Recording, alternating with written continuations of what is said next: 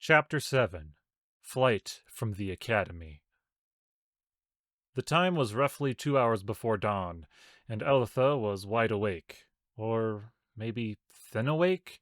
It was a mystery why states of awakeness were measured by space like that, as odd as her sole student. Although it wasn't as if Dower was a mystery to her after the first time she used his Emogic on him. Everything about who he was and why was all there for her to understand. She had laughed at first, given the absurdity of his character, but then she cried herself to sleep that night as the reality of his life sunk in. How did he bring himself to wake up every morning? She could hardly do it herself, and knowing what was going to happen to him soon, it had kept her up a number of nights over the last month. She had managed to not fall asleep during class today, a small victory to her, but right now, after tossing and turning all night, she wished she had.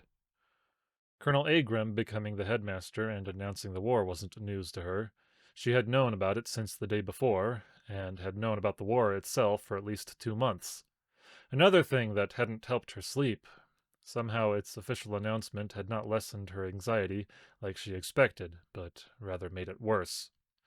That had to be from all the anxiety she was feeling from everyone else. Of all the Emogic's void stones prevented from being channeled, empathy was not one of them. Or at least, an empath's ability to sense other people's emotions wasn't. It was constantly there, whether Elitha liked it or not. And at a time like this, it was the worst of curses. She gave a start at her door opening, and the movement of a large person entering and striding towards her made the lightstones brighten enough for her to recognize him.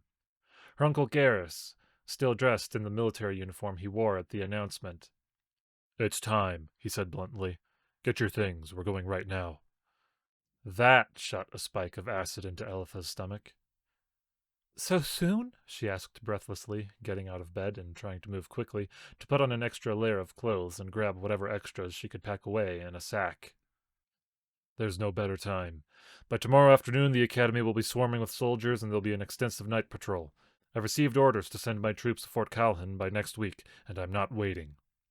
"But it hasn't been 3 months yet, and I thought—" "Plans changed. Donnan's got a cart of barrels with some gags." Elith's mind was spinning, but she had packed all she needed and followed Garrus as he marched out of her room and down the empty, dimly lit hall. The lightstones hardly brightened from their passing. It wasn't cold, but Elitha shivered nonetheless. "You'll only need— well, no, never mind." She was going to say he only needed one gag, and it took her a moment to remember Dower could still make plenty of noise with his mouth. He just couldn't get it to form words. Garrus gave her a sidelong glance, but marched on, his pace nearly causing her to jog. He was a little more than a head taller than her, and she resented inheriting her mother's shortness. They descended the stairs from second to first floor and met up with Donnan in the student hall. Sitting beside him was a small cart that held 2 barrels, which he watched with a grim look. "Everything good?" Garrus whispered. "Aye," Donnan grumbled. "Let's get this over with." They moved down the hall, Donnan pushing the cart slowly to make as little noise as possible. He gave Elitha a worried look as she swayed. "Did you get enough sleep?" he asked softly. "Didn't really get any," Elitha sighed. He grimaced. "Sorry, lass. Need my strength for the cart, otherwise I'd carry ye." Elitha gave a weak smile. "It's okay. I'll live." "Here," Garrus snapped. "This is the room. Elitha, my wagon is outside the stable. Get the horses ready. We'll be right there." Elitha nodded, and swiftly but silently made her way out of the academy and to the stable. No guards were around to question her, presumably Garrus's work. The stable boys were awake and conversing quietly about the news, but were glad for the work of saddling horses to take their minds off of it. They asked no questions, and Elitha didn't offer any reasons. Shortly after the horses were readied, Garrus and Donnan appeared with the cart. A colorless aura emanated from Garrus as he channeled indifference towards the barrels. Each Emogic had a different color to Elitha's eyes, but indifference had none. Instead, it looked like a stream that made anything seen through it look gray and dead. Elitha took a step back from the Emogic as if it was diseased. She had tried matching it once, but indifference tasted horribly bitter and was impossible for her to use. She looked to Garrus as he approached. "How long are we Until I say, Gareth said, cutting her off. Get the horses hooked up while we load them in. Elitha grimaced, but led the horses to the wagon that sat just outside the stable. It was a simple thing, with room for two at the reins, and the back of it covered with a canopy of white canvas. The horses fidgeted somewhat as Elitha got them hooked up to it, but she stroked their snouts and spoke softly to calm them down.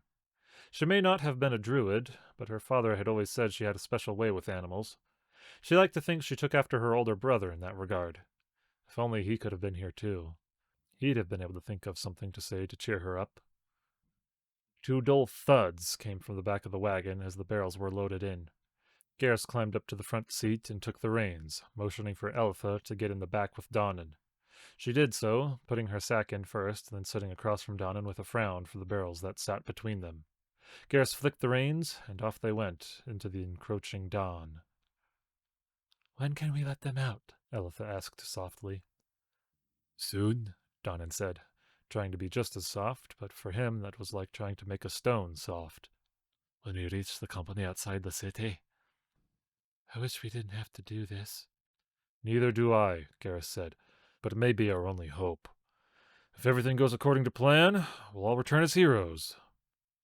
"Aye," Donnan said gravely. "Halberd stroke or no, I'll not wait around for our enemies to come to me." Elitha clasped her neck and swallowed. Zion's halberd had been invoked. There was no turning away.